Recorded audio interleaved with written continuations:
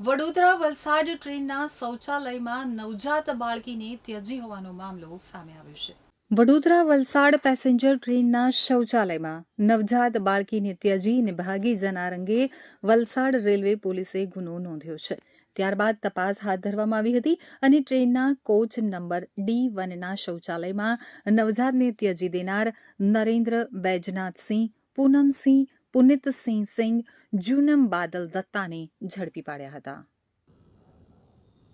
ગઈ તારીખ 8/12/25ના રોજ વલસાડ રેલવે પોલીસ સ્ટેશનમાં સ્ટેશન માસ્ટર દ્વારા માહિતી આપવામાં આવેલ કે વલસાડ પેસેન્જર ટ્રેન છે તેની અંદર એક કોચના બાથરૂમમાંથી નવજાત બાળકી મળી આવેલી છે, જેના આધારે વલસાડ રેલવે પોલીસે સરકાર તરફે ગુનો નોંધી અને આગળની તપાસ હાથ ધરવામાં આવેલી। સમગ્ર તપાસમાં વડોદરા રેલવેની LCBની ટીમ તેમજ વલસાડ રેલવે પોલીસ સ્ટેશનના અધિકારી કર્મચારીઓએ સંયુક્ત રીતે આ તપાસ ચાલુ કરેલી। તપાસ દરમિયાન ભરૂચ, સુરત, વલસાડ અને વાપી જેવા સ્ટેશનો તમામ સ્ટેશનના ફૂટેજીસ તેમજ જે રેલવે સ્ટેશન બહારનો વિસ્તાર છે ત્યાંના પણ CCTV ફૂટેજને બધા મેળવીને અને ઊંડાણપૂર્વક તપાસ કરેલી હતી, જેમાં જે શકદાર ઈસમો કાં તો જે શક પડતા ઈસમો છે જે બાળકી મૂકીને જઈ શકે તેવા હતા તેવા ઈસમોની શોધખોળ ચાલુ કરવામાં આવેલી અને વલસાડ તેમજ વાપીના જે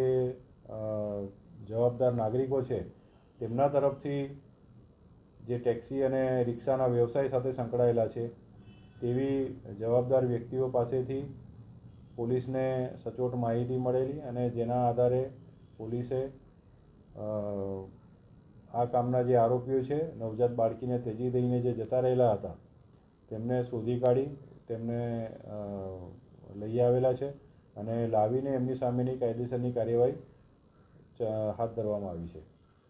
જે આરોપી છે એની સાથે જે નવજાત બાળકી છે એની સાથે સંબંધ શું છે? જે આરોપી પકડાયા છે એ પૈકીના જે નવજાત બાળકીની માતા છે તે પોતે જ સગીર વયની છે તેમજ જે સગીર માતા છે તેના ફાધર છે તેમજ તેની 2 માસીઓ છે। એ કુલ એમ 4 જણને પોલીસ લઈ આવી છે તપાસના કામે અને એમાં જે કાયદાના સંઘર્ષમાં આવેલી બાળકી તેમજ તેમના જે પરિવારજન છે એટલે ફાધર અને માસી એમ એ 3 વિરુદ્ધ અને તેમની સામે આ કાયદેસરની કાર્યવાહી હાથ ધરવામાં આવી રહી છે।